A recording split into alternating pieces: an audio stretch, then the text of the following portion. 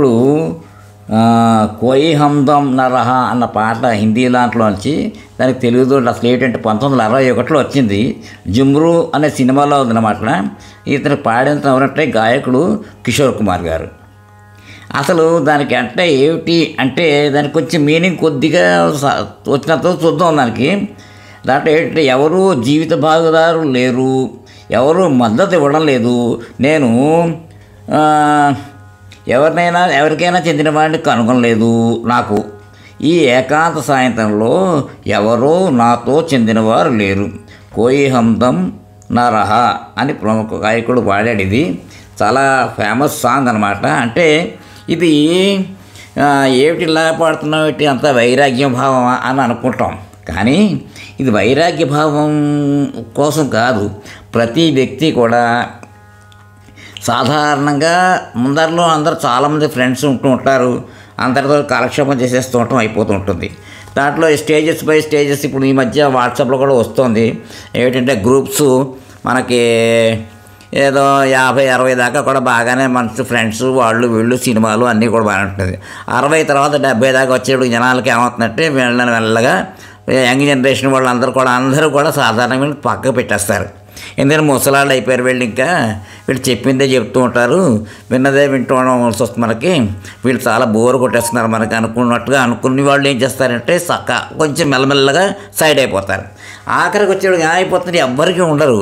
ఒకవేళ తోడు నీడ అంటే భార్యాభర్తలు ఉంటే భార్యకి భర్త, భర్తకి భార్యను, అది కూడా ఒకనొక టైంలో ఎప్పుడొకప్పుడు మెల్లమెల్లగా కాలక్షేపం చేసుకు తప్పలు ఒక్కడు నుండి మిగిలిపోతారనమాట.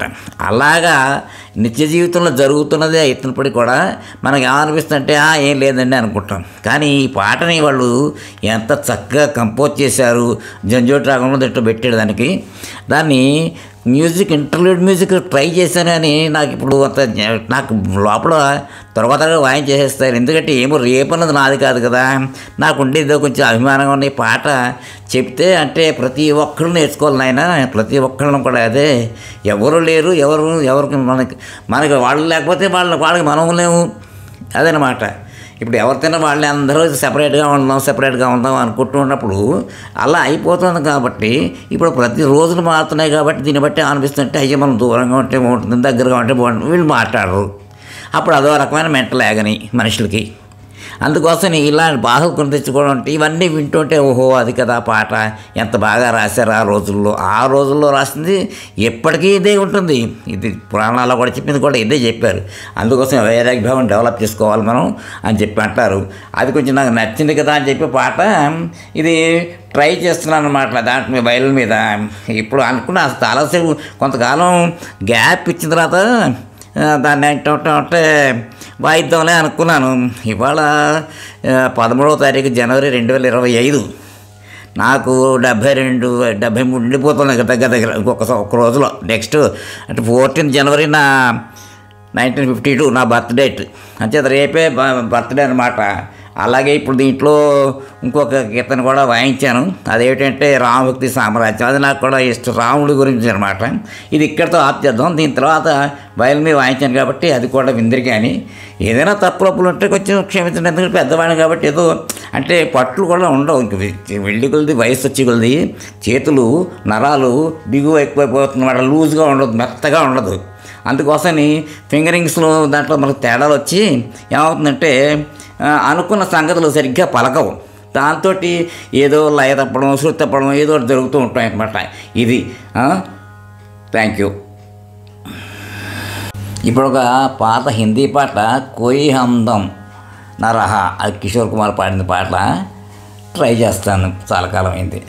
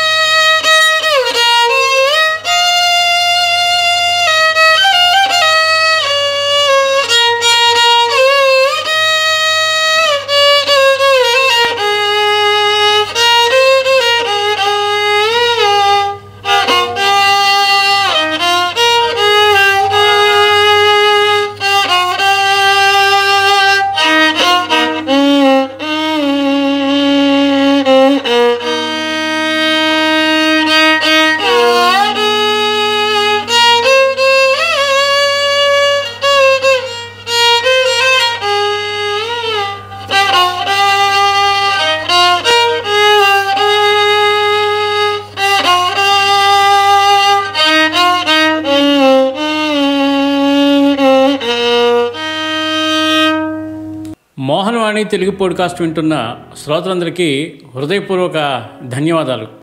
ఏమండోయ్, ఇప్పటివరకు మన ఛానల్కి సబ్స్క్రైబ్ చేసుకోకపోతే ఈ క్షణమే వెంటనే సబ్స్క్రైబ్ చేసుకుని ఆ పక్క నుండి బెల్ బటన్ని మ్రోగించండి. అప్పుడు నేను చేసే అప్డేట్స్ అన్నీ మీ ముందు ప్రత్యక్షమవుతాయి.